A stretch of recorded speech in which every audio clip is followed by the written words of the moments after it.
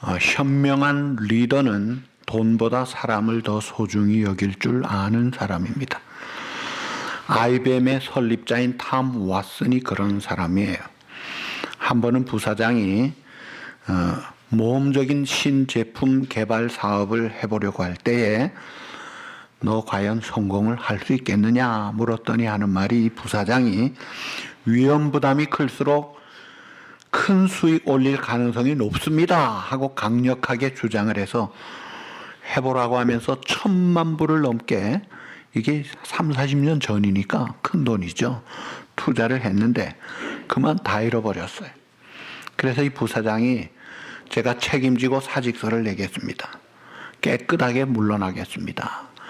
그럴 때 이 회장이, 탐 왓슨이, 야 무슨 소리 하는 거야, 내가 널 위해서 지금 1,000만 불을 넘게 투자했는데 다시 해. 그래가지고 이 부사장이 다시 용기를 얻어가지고 신제품 개발해서 IBM이 뜬 거예요. 잘 된 거예요. 세상의 경영자들도 사람에게 투자를 하기를 좋아하고, 삼성 설립자인 이병철 씨도 그 늙을 때까지 신입사원 인터뷰를 본인이 하려고 했다는 거예요. 그만큼 사람을, 투자를 중요시 여기는데, 하나님 아버지는 어떤가요? 하나님은 하나님의 자녀된 우리들이 뭐 좀 못한다고, 실패했다고 그냥 내버려 두실까요? 절대로 그러지 않습니다. 성경을 통해 약속하십니다. 하나님을 사랑하는 자, 성도에게 모든 것이 합력하여 선을 이루도록 하나님이 역전을 행하게 하신다는 거예요. 버리지 않습니다. 오늘 이 본문에도 베드로가 밤새도록 고기를 잡았는데 한 마리도 못 잡았어요. 실패자였어요. 만약에 베드로가 물고기를 많이 잡았다면 어떻게 됐을까요? 물고기 팔로 갔을 거예요. 그 예수님 가르치는 그 시간에 거기 있을 수가 없었죠. 그럼 예수님 만나지도 못하고 기적도 체험 못하고 그 인생은 그냥 별 볼 일 없었을 거예요. 그러나 베드로가 물고기 잡지 못한 그 실패를 통해서 오히려 주님을 만나게 되고 주님의 제자로 부름받아 위대한 생애가, 위대한 역사를 이루게 되더라는 거예요. 그래서 성도 여러분들이 이민 생활에 미국 땅에 와서 때로 일이 좀 꼬이고 되지 않고 어려울 때 절대로 하나님의 자녀는 낙심하지 마세요. 누가 있어요? 하나님이 계세요. 하나님이 우리의 보호자가 되시고 인도자가 되시고 공급자가 되십니다. 예수님의 이름으로 일어나시고 용기를 얻으시고 오뚜기 저리 가라, 70전 80전 계속해서 일어날 수 있는 그런 삶을 사는 믿음의 용사들로 사시기를 주님의 이름으로 축복합니다. 자, 이것이 오늘 본문의 중요한 메시지예요. 자, 우리 주님은 성실하신 분으로 이 본문 배경을 보면 지금 공생의 사역의 초기였습니다. 그래서 가는 곳마다 말씀을 전하시고 병든 자를 고치는데 보통 병이 아니라 날때부터 안전병이나 소경, 또 문둥병, 기가 막힌 불치병자들을 돈도 안 받고 완치를 시켜줍니다. 군대 귀신을 쫓아냅니다. 그러니 사람들이 가만히 있겠어요? 환자 입장에서 돈도 안 받고 고쳐준다는데 왜 안 가시겠어요? 인산인해로 몰려드는 때에 오늘 본문에 보니까 1절에 게네사렛 호숫가에 서셨다. 이 게네사렛 구약의 긴네롯이라고 하고 갈릴리입니다. 또 디베라 바다라고 돼요. 민물 호수인데 좀 크다고 해서 바다라고도 하죠. 자, 이것이 예수님의 주 사역지였어요. 여기에서 지금 이 많은 사람들을 상대로 가르치시는데, 사실은 예수님이 가르치는 것은 많은 사람을 향해 가르치지만 중심은 그 제자를 부르시는 것이 초점이었어요. 그래서 지금 베드로를 부르시고 제자를 찾으시는데, 지금 이 본문의 베드로와 예수님과의 만남은 첫 번째 만남이 아닙니다. 첫 번째 만남은 요한복음 1장 35절 이하에 내가 장차 게바라 하리라. 메시아로 영접하라는 부름으로 첫 번째 예수님이 베드로를 불렀지만 따라오지 않았어요. 두 번째 부름이 마태복음 4장과 마가복음 1장에 나오는 사람 낚는 어부가 되게 하리라 하고 불렀어요만은 그때까지도 전적으로 따르질 않았습니다. 계속 갈릴리에서 고기 잡는 생활하고 있는 그를 세 번째 지금 찾아가신 거예요. 그러니까 예수님이 무리들에게 말씀을 다 가르치시고 4절에 보시니까 말씀을 마치시고 지금 시간쯤 된 것 같아요. 지금 시간쯤에 이제 시몬에게 이르시되, 그러니까 삭개오야 내려오라 하면서 삭개오가 예수님을 찾는 줄 알았더니 예수님이 삭개오를 먼저 탔듯이 예수님이 주도적으로 시몬에게 지금 말씀하십니다. 여러분, 신앙생활이 뭐예요? 내가 하나님을 알기 전에 하나님이 우리를 먼저 아셨습니다. 내가 하나님을 사랑하기 전에 하나님이 우리를 먼저 아셨어요. 우리에게 오신 과거 28년, 29년 동안 두 분이 어떻게 오셨습니까? 한 분은 자진해서 왔습니다. 또 한 분은 스스로 왔습니다. 두 분이 그런 이야기를 했어요. 자진해서 스스로, 누가 오라고 안 했는데 왔다는 거예요. 내려가다가 학교 픽업하고 내려가다가 교회 있네. 그 간판 보고 온 거예요. 근데 자진해서 스스로 왔지만 그 마음에 누가 역사하셨죠? 이미 하나님이 역사하신 거예요.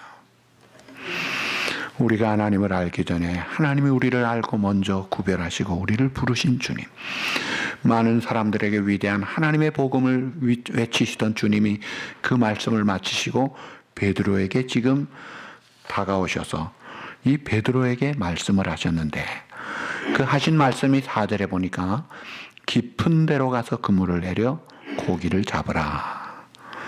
여러분, 이때 베드로의 상태가 어떤 상태예요?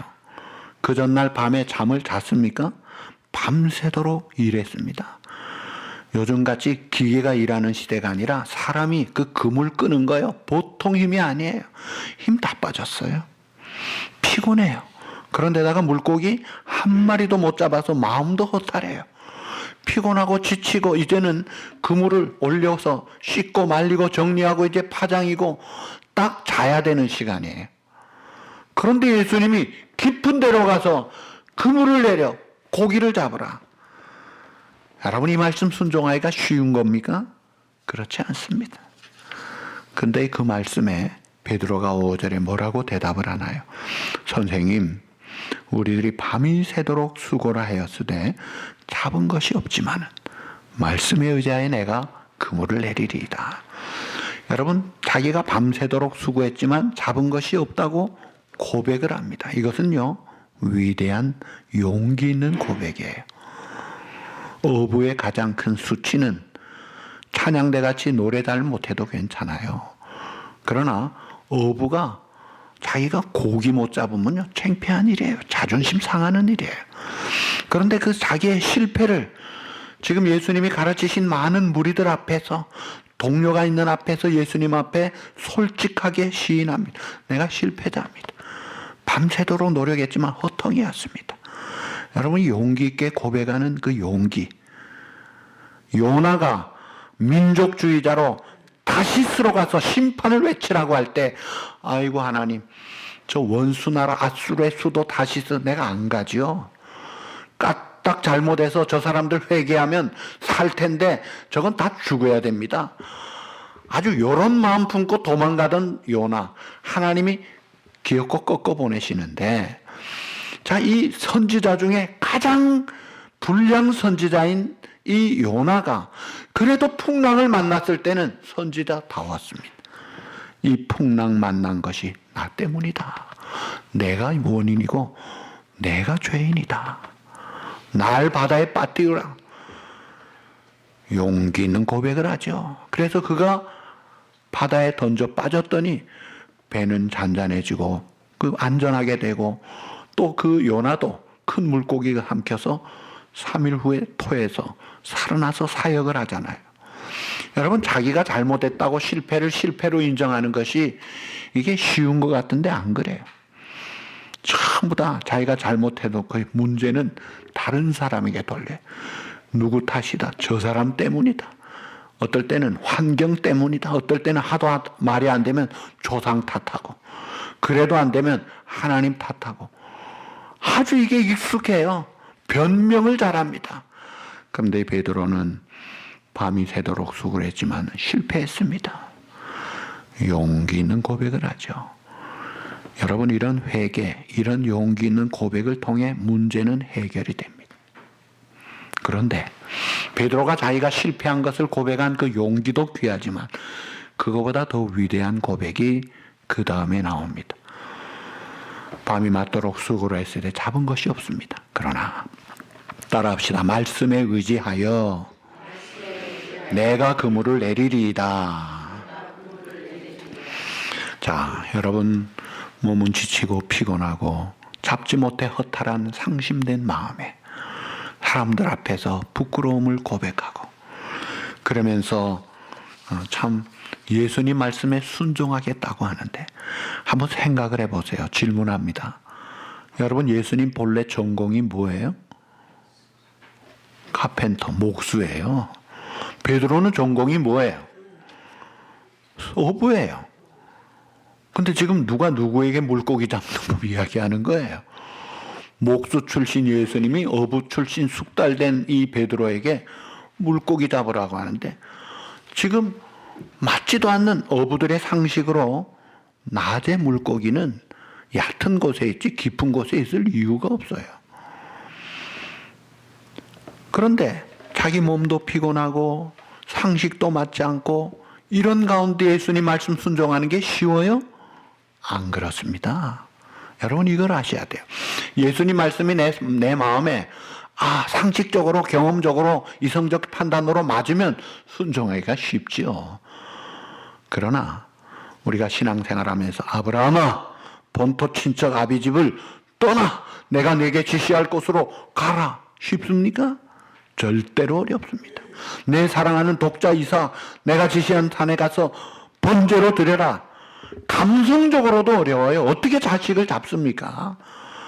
그런데 잡잖아요. 순종하잖아요. 이게 믿음의 삶이에요. 자, 이 베드로가 그 예수님의 말씀에 순종을 해야 합니다. 자기의 인간적 이성과 경험과 어부들의 상식으로는 맞지 않는 말이에요. 그래서 그런 상식과 경험을 의지하면은 NO!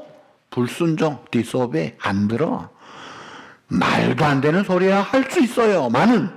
그러나 그가 예수님 만나면서 생긴 믿음으로 순종하고자 하는 그 양심의 고백은 순종해라. 이 두 가지 속에 디시전, 이 결정을 해야 되는데, 자기의 경험과 인간 판단과 지식보다 예수님의 말씀을 더 권위 있게 위에 두지 않으면 그 말씀 순종 못합니다. 그런데 베드로는 말씀에 의지하여 내가 그물을 내리리라고 하더라 이거예요. 그게 뭐예요? 내 경험으로는 맞지 않지만, 내 인간 판단과 지식과 상식에 맞지 않지만 말씀에 순종하는 것, 이것이 신앙생활이에요. 그래서 신앙생활은 항상 따라합시다. 성경 중심이 돼야 돼요. 우리는 오직 성경, 솔라 스크립투라, 오직 성경이에요. 그래서 아무리 내가 무슨 문제가 있어도 성경이 뭐라고 그러면요, 그거는 아니지. 내 뜻이 아니지. 하나님의 뜻대로 해야지. 우리가 토달지 말고 순종할 수 있어야 합니다. 여러분, 이것이 신앙생활이에요. 이 신앙생활의 고비를 우리가 넘어가야 돼요. 이 단계를 올라서야 돼요. 그래야 하나님의 나라가 시작되고 이루어지고 누려지고 증거가 되는 거예요. 자, 그래서 이 베드로가 자기의 인간적인 상식과 판단과 경험과 이런 어부들의 기본 상식을 떠나서 예수님 말씀 딱 순종했을 때 결과가 어땠어요? 6절 7절에 보니까 그물이 찢어질 정도로 2배가 꽉 차게 물고기가 잡혀요. 그 전날에 의지했던 그 고기 잡는 근거는 자기의 경험이었어요. 자기 경험과 상식으로는 못 잡았는데 주님 말씀 순종하니까 몰아주시더라 이거예요. 여러분, 복은 하나님이 몰아주시는 거예요. 이 순종할 때 하나님이 복을 주십니다. 에베소 3장 20절에 온갖 구하는 것이나 우리의 생각하는 것에 따라합시다. 더 넘치도록 응답하시는 하나님. 어벤던틀리, 이 풍성한 삶으로 응답하시는 하나님이다 이거예요. 자, 그래서 2배가 꽉 차게 얼마나 든든해요. 질문합니다. 예수님 말씀 순종해서 잡힌 이 물고기 축복이에요, 벌이에요? 예, 뭐 말할 것 없이요. 축복이죠. 순종해서 받은 거예요. 좋은 거예요, 나쁜 거예요? 예, 간증거리예요? 그렇죠. 간증거리죠. 얼마나 좋아요. 그런데 이상하죠. 많이 잡힌 물고기를 보면 사람들이 어떻게 해야 돼요? 조용해야 돼요? 기뻐서 소리 질러야 돼요? 벌쩍벌쩍 뛰어야 되잖아요. 와! 우와! 환호하고 기뻐하고 박수치고 고함 지르고 한탕 했네하고 떠들고 해야 되는데 베드로가 전혀 그렇지 않습니다. 이상한 모습이에요. 5절에서 선생님 하던 호칭이 주여 나를 떠나소서 나는 죄인이로소이다. 왜 이러는 거예요? 왜 이래요? 지금 많이 잡힌 물고기를 보고 좋은 마음도 있지만 놀라면서 믿음의 세계에서 지금 하나님을 배우는 거예요. 하나님의 거룩과 그 위대하심과 그 영광 앞에 자기의 너무나 모자라고 부끄럽고 더럽고 작은 모습들을 바라보면서 지금 하나님의 영광 앞에 압도된 모습이에요. 정말 우리가 하나님 앞에 가까이 나아갈수록 참회록을 쓴 성자들 같이 나는 아닙니다. 자기 부인을 할 수밖에 없는 거예요. 그런 모습이에요. 그러니까 많은 물고기를 잡게 하신 예수님이 지금 이 베드로의 영혼을 사로잡으신 거예요. 자, 여기에서 이제 베드로가 한 계단 더 올라갑니다. 다시 질문합니다. 예수님의 말씀 순종해서 잡힌 이 물고기 누가 주신 선물이에요? 주님이 주신 선물이에요. 창조의 능력으로 몰아주신 거예요. 그렇다면 이게 귀해요? 천한 거예요? 아주 소중한 거죠. 한 마리도 버리지 말고 아주 기념식으로 박제를 해가지고 두고두고 아주 자손대대로 간증거리가 아닙니까? 그런데 이상하죠. 여기 본문 11절에 보니까 모든 것을 버려두고 예수님을 따라갔다. 여러분, 여기서 우리가 깨달아야 될 것이 있어요. 우리가 하나님 말씀대로 순종해서 살면 우리가 아는 대로 세계 지도에서 보세요. 예수 잘 믿는 나라가 예수 안 믿는 나라보다 잘 살아요, 못 살아요? 확실하게 잘 삽니다. 철학 박사 김형석 연세대학교 명예교수, 그분은 예수님을 전도하면서 첫째 하는 말이 뭐냐면 자기가 보기에 종교 중에 제일 가난하게 살 수밖에 없는 종교가 죄송하지만 불교라고 자기는 생각한다고 그래요. 불교는 이거는 가난해질 수밖에 없는 그런 생각을 하고 사는 사람들이래요. 그렇다고 불교도가 꼭 가난하다고 생각은 안 하는 분도 있을 거예요. 그런데 신앙생활하는 사람들은 첫째, 죽음에 미래에 두려움이 없어요. 그리고 온 천지 만물을 창조하신 하나님이 든든한 후원자가 되니까 잠을 자도 단잠을 자요. 미래가 밝으니까 확신이 있어요. 그러니까 걸음걸이도 당당하고 하는 일이 생동하는 거예요. 거기다가 하나님이 지혜를 주시고 은혜를 주시고 몰아주시니까 잘 될 수밖에. 물론 이걸 우리가 현실적으로 물량적으로만 생각할 것은 아닙니다만은 확실히 다른 거예요. 그런데 하나님을 믿고 사는 자에게 주신 많은 축복들이 있어서 건강도 찾을 수 있고 자녀도 반듯하게 살아갈 수 있고 또 내가 뭐 누리는 것들도 많을 수가 있는데 문제는 축복이 두 가지가 있다는 거예요. 내가 하나님 말씀 순종해서 받은 축복이 많지만 내가 계속해서 누릴 수도 있는 축복이 있는가 하면 그 축복을 때로는 포기해야 될 축복이 있어요. 그 포기한다는 것은 더 큰 선택을 위해서 포기하는 거예요. 주님과 주님의 사명을 위해서 포기하는 거예요. 예를 들어서 의과대학 공부가 어렵죠. 한국 최초의 선교사 1884년에 알렌이라는 28살 이 보스턴에서 공부한 영재였습니다. 지니어스하다고 했어요. 그가 취직할 데가 없어서 조선 땅에 갔습니까? 그렇지 않습니다. 여기서 잘 먹고 잘 살 수 있지만 포기하고, 심지어 약혼자가 당신 조선에 가면 나 당신하고 결혼 안 해 말 듣고도 나는 가야 돼 하고 갔던 거예요. 포기했던 거예요. 누릴 수 있는 영광을, 사랑하는 애인을 포기하고 갑니다. 그런데 그가 잘못됐습니까? 제중원을 세우고 나라의 운명을 바꿉니다. 그를 통해 선교사들이 줄을 서서 들어오고 한국 삼천리 반도가 달라지더라고요. 그리고 결국 약혼녀가 한국에 왔다가 그의 하는 사역을 보고 오히려 결혼하자고 청혼을 합니다. 그래서 결혼까지 해요. 진짜 축복의 길을 누리는 길이 뭐냐는 걸 알고 사시라 이거예요. 한때 한탕으로 누리는 일시적인 것으로 만족하고 끝, 그것이 아니에요. 지금 예수님이 베드로가 만난 예수님은 하늘 영광을 포기하고 이 땅에 낮아지시고 섬기신 주님을 만났어요. 그런 주님을 만났더니 베드로가 만선이 되는 축복을 받았는데, 이 만선의 축복을 누리는 것으로, 자기 이익을 취하는 것으로 만족했다면 그 이상 아무 일도 없었습니다. 그는 성경에 기록될 이유도 없고 무명의 한 사람으로 끝났습니다. 별 볼 일 없는 일회용이에요. 그러나 그가 그것을 포기하고 섬기는 베드로, 주님 앞에 더 헌신하기 위하여 그 길을 따라가니까 그를 통해 어떤 역사가 일어납니까? 펄쩍펄쩍 살아있는 물고기 파는 어부가 아니라 천하보다 귀한 생명 3,000명 5,000명 낚는, 사람 낚는 어부가 되고 위대한 신약의 선두주자가 되더라 이거예요. 누가 과연 축복이냐 이거예요. 그러니까 진짜 축복을 우리가 알아야 돼요.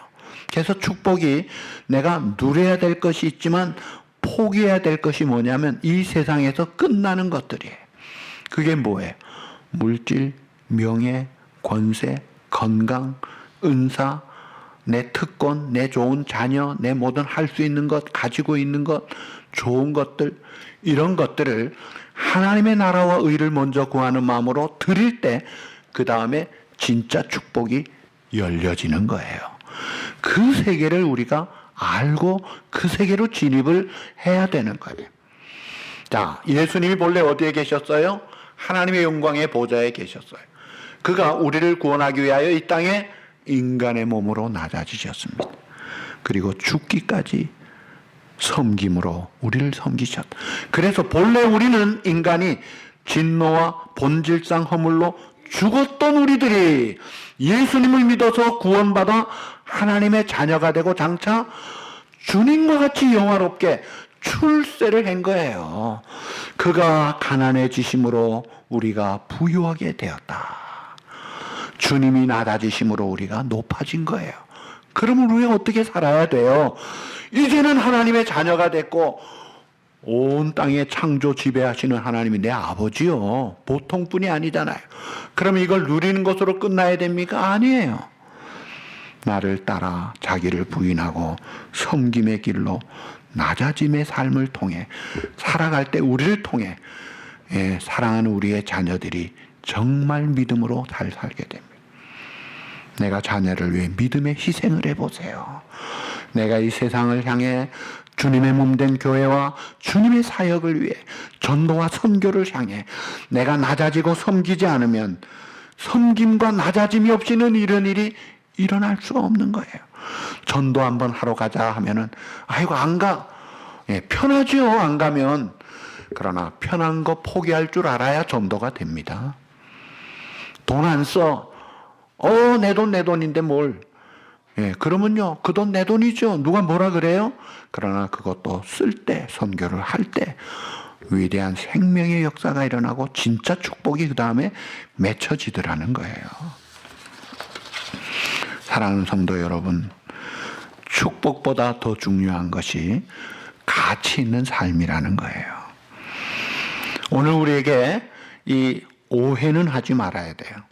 내가 주님을 만나서 주님을 따른다고 해서 그저 내 직업 버리고 목사가 되고 선교사가 되라는 게 아니에요. 여러분 하는 그 일 그대로 하시되 내가 이제는 주님의 은혜를 아는 자답게, 주님의 복음을 가진 자답게 섬김과 낮아짐과 내어줌으로 주님의 뒤를 따라 내 십자가를 지면서 그 길을 갈 때 그 역사가 달라진다 이거예요. 그러니까 오늘 내가 누릴 수 있는 이 축복들 결코 영원하지 않은데 이런 축복은 하나님의 나라와 하나님의 선교와 하나님의 교회를 위한 수단으로 사용돼야 됩니다. 내가 가진 물질, 시간, 재능도 하나님의 나라를 위한 수단이 돼야 돼요. 축복이 하나님 나라를 위하여 쓰임받는 재료로 쓰여져야지 이걸 내가 in my pocket, 내가 누리는 것으로 끝나면요 아무 열매가 없다니까요. 과거 대영 제국 Great British 대영 제국 해가 지지 않는 나라 19세기 20세기에 얼마나 별로 크지도 않은 나라예요. 근데 세계 선교를 점령하고 윌리엄 캐리, 허드슨 테일러, 리빙스톤 또 라버트 모리슨 훌륭한 선교사님들이 막 세계를 그리고 미국에 불을 질렀잖아요. 선교의 불을. 그럴 때 하나님은 영국에 이 선교 사명 감당하라고 아주 힘을 쏟아 부어 주셨어요. 폴 케네디의 저서 강대국의 흥망이란 책에 보면 1860년대에 영국이 세계 철강 생산의 53%, 석탄 생산의 50%를 차지했다 그래요. 제품 무역의 5분의 2, 세계 상선의 3분의 1을 영국이 가지고 있었대요. 그렇게 잘 나가던 선교의 앞장선 영국이 식민지 확장으로 제국주의 정책으로 터닝한 다음에 화려한 전성기가 급강화되더라 이거예요. 그래서 선교의 촛대가 이제 미국으로 옮겨와서 미국이 교회 부흥에 발맞춰 선교의 열정을 가지고 1973년 스위스 로잔에서 열린 선교대회 때 발표한 것을 보면 그 당시에 전 세계적으로 59개국에 파송된 선교사들을 보니까 75%가 미국 선교사래요. 4명 중에 3명은 다 미국 선교사들이. 그 정도 되니까 하나님이 이 미국을 강하게 부강하게 막 만들어 주더라 이거예요. 이게 우연입니까?